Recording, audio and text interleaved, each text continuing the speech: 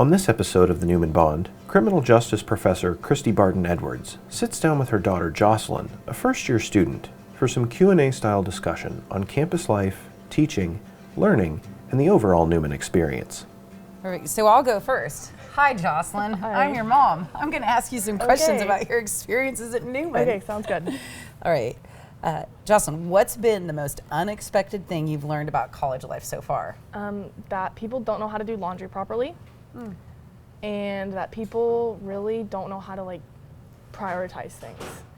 Like, there's a lot of people who focus on too many things. They're not focused. So focusing on things people don't get, and then just people suck at laundry. People suck at laundry. Thank you for teaching me how to do laundry. You're welcome for teaching me how to do laundry. I didn't know that was a thing. It's a big deal. I'll remember that next time you bring your laundry home. Yep. Yeah. Mm-hmm. Can you describe a memorable experience you've had with your roommates or classmates? Ooh, technically it's both because she's a sweet mate. But so I have class Tuesday evenings, and we get out at 9 p.m. But for some reason they decide to run the sprinklers at 9 p.m. when we're getting out of class. So then we have to literally run through the sprinkles and get soaking wet every single week. It's not like they're gonna change it at all. So that's a good moment. But we're sticking through it together. We're going through it. Persevere. Getting soaked every single week. Jocelyn, what are you studying and why? So I am studying secondary education in biology because I Don't want to be a lawyer? That too. But I really like science. I've always been a science nerd. And I had a teacher that I really loved who taught biology, and It's me. No, it's I'm not. the teacher. No, it's not. Currently, I'm the teacher, right? No, I don't know. Sorry. But I really loved her. She was amazing, and I was like, yeah, that's what I want to do. That's who I want to be. So that's kind of why I'm doing that. What is your favorite place on campus and why? It's a really great campus. I really enjoy any of the study rooms upstairs in the library because they're just quiet and you can kind of have a place to sit there, breathe, take a break from classes and just kind of study, take a moment. It's nobody else is there. So And it's clean? Okay. Not like your dorm room? Okay, my dorm is clean right now. Or your bedroom? My dorm is, Yeah, I don't sure have a it bedroom is. right now. You're the one who got rid of it. So you moved me out. That's all I'll say. That's why you have to live on campus. That's all I'll say. If you could plan a perfect day on campus, what would you do? Ooh. Get lunch with your mom. Okay, that is a good one because you buy me stuff. I do so buy then you I don't have to stuff. spend money. Yeah, That's a good one. Yeah. Ooh. It's kind of the circle of life. Right? Probably. I make money to teach you and then I spend money on you. Yep. Getting dinner with my friends at the dining hall. That's a good one. Just going to class and seeing people. Just hanging out with people on campus. Just kind of being here. I would just say doing anything on campus, getting involved, something like that. So. Like coming to class. Yeah. Yeah. Seeing people. Yeah. Not to see you. Not to but see me. Others. Yeah, but we do see each other a lot, don't we? We do. Yeah. Which is unfortunate, What does it mean? I'm going to skip to my favorite question. What does it mean to have your mom as a professor at Newman? Oh, it means a lot. It means she can pay for it, But also, it means a lot because she's been here for a while, and it's great that you trust Newman enough and you think Newman is a good school that you would send me here. So the fact that you work here and you trust the school and you know the school, that means a lot because you believe I should go here. This is right for me. This is a good fit for me too. That is true. I do trust Newman with my kiddo. Yeah. Okay, one piece of advice that you'd give to somebody who's at home maybe watching this or thinking about coming to Newman. They're going to be an incoming freshman next year. What should they do based on what you've experienced? Learn how to do laundry. That's a big one. And just get involved while you're here. Some people aren't here a lot. Some people maybe don't live on campus. Some people are maybe commuting. But even if you're doing that, get involved. Go to events. Go to different things. It's so much more fun, and you'll have such a better time if you just step out of your comfort zone and just have a good time. Go to class. Yeah, go to Go class. to all the classes. People need to go to classes. People need to go to classes. That's a big thing. All right, you can ask me some Okay, questions. I have Jocelyn. some questions for you. What is the most surprising thing you've learned from your students over the past, how long have you been here? 12 years? 13? 12 years? The most surprising thing is And I think you see this in your class, that the students all really actually know each other, not just based on what we're learning about in class, but from outside class. And so everybody's connected to each other, and we get to deepen that connection during class discussions. Okay, if you could go back and take any class that you've taught, which one would it be and why? I would take all the classes I've taught, because all the classes I've taught are the best classes. Oh. Yes? Yes. Yeah, and Okay. if you could just get a degree in Kristi, you could just take all my classes. I think you could go very far with that, honestly. I think you could do great things. I think I would take all my classes. I think I would get A's in my classes too. Oh, yeah. What is the most unusual or funny excuse a student has given you for missing class or missing a due date?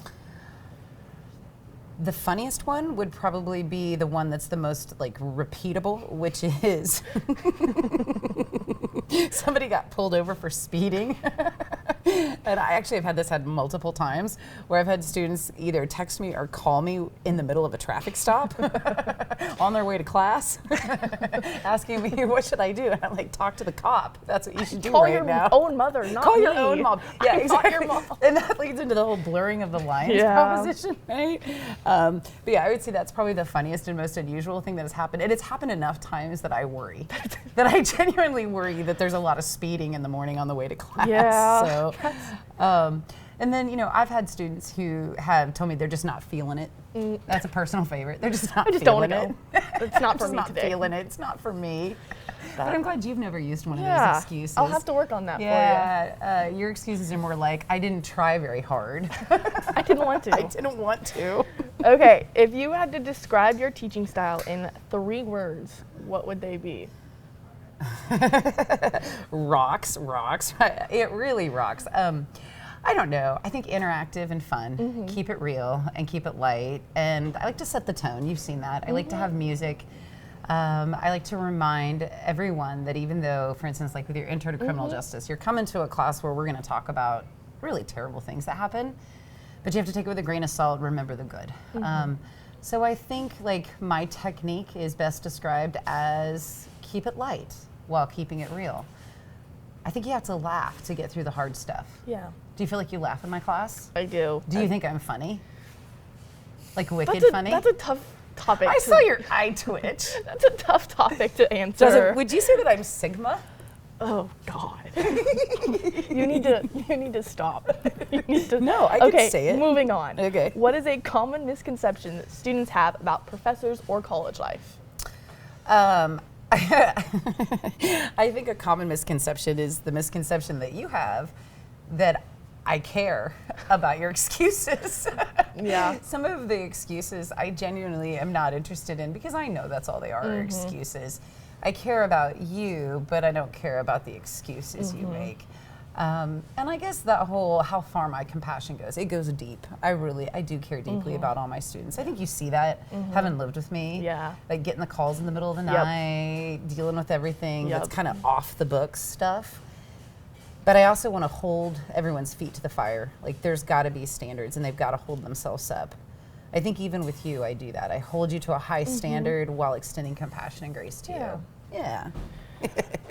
What do you think is the biggest challenge for students today compared to when you were in college? We've talked about this. COVID messed y'all up. Yeah. It messed you up big time. You know, when I was going through, there were no days off. Society didn't shut down. There wasn't any pandemic or global like concerns and everything. I remember with you and your sister having you home and telling you, never in my life would I have guessed that they would shut the schools down. For long periods of time. Yeah, and it was my job got shut down, your school got shut down, and I think it left a mark on you guys. You're different because your expectations of what could happen tomorrow are different than mine. I think you're weird because of the pandemic. I blame COVID. I do. I blame COVID for a lot of the behaviors, the maladaptive behavior. Tell that on campus, and like there's some people who like just they kind of shelter in, and I think that might be a result of that. Y'all are hermetic. It's weird to me, and I've seen you growing up. I mean, living with you, I know that it takes a lot to get you to go out, and that's why I've been so proud of you here at Newman. You've been putting yourself out there, joining everything. Okay. Yeah. What does it mean to have your daughter as a student not only at Newman, but in your class? It means the world to me.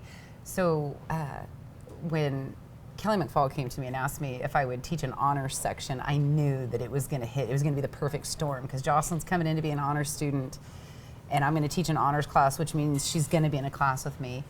And we talked about it quite a bit, right? Would that be a good idea to be together? Because I was going to shield you from the crazy. Like I won't talk about you. I won't talk to you in class. And we tried. Yes, we How did. long did we make it? Not very long. Did we make it like a week?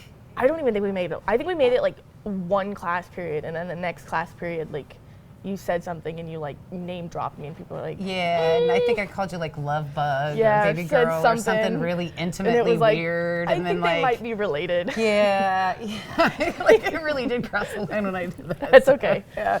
But yeah, I tried to keep you out of it, but I realized I think the cat's out of the bag. Oh, yeah. That you're mine, and I'm so proud of you. And it's cool to be able to see you in class every day. And it's also incredibly insightful to be able to ask you how I did in school today. I get to ask her, I get to get a grade, not just from myself to you, but you give me a grade. I'm like, was I cool today or was I Beta Ohio? That's gonna make you fail this. You're gonna fail today. I'm still schniggity biggity toilet. Skibbity Oh gosh. toilet. This is what happens. Schenectady toilet. This is what happens when Sputnik toilet. This is what happens when your generation tries to be cool. It doesn't work. Doesn't work. It's all right. Go back to your dorm room. Hermit. Okay. Last question. Yes. Okay. What are your hopes and wishes for me as I continue my Newman journey? You know, I want you to be the student that leads the brigade to get involved. And that's, I think, what we've talked about, like like be in it to win it, go all in on the college experience. You can't do this halfway, you gotta go all the way. And I want you to be one of those alumnus someday who look back fondly and appreciate, because I think there's this thing that happens when people graduate from Newman, they forget what Newman gave them and what they got from this experience. And I want you to be the change maker. I want you to remember fondly and lovingly what happened while you were at Newman. And don't forget me. Like when you graduate, like some of my other students have, you can't forget me. I can't. You still have to hang out with me. I live with you, so it's kind of, we have a lot of DNA shared. I have like students who graduate and I never hear back from them afterwards, and it breaks my heart. It's like getting dumped. I'll send you emails. I'll send you emails. Deal. We'll keep in touch. Right on. Okay. Thanks. That's all a girl can ask for. Right on. It's not like I'll see you regularly or anything, but we'll keep in touch. But no, seriously. Like, I mean, I have students from 10 years ago that I don't hear from, and I miss them, and I don't want that to be with you. Yeah. But also, I want that to be different at Newman. Yeah. I do think there needs to be a lot more appreciation for how Newman really does kickstart a beautiful career. Because when you're out there teaching the minds of America, remember that Newman empowered you to do that. Yeah. Boom, nailed it. There you go. Yep. I was like, what? I have no I idea. get a lot more blessings out of that. Really fun experience. Really the Newman experience.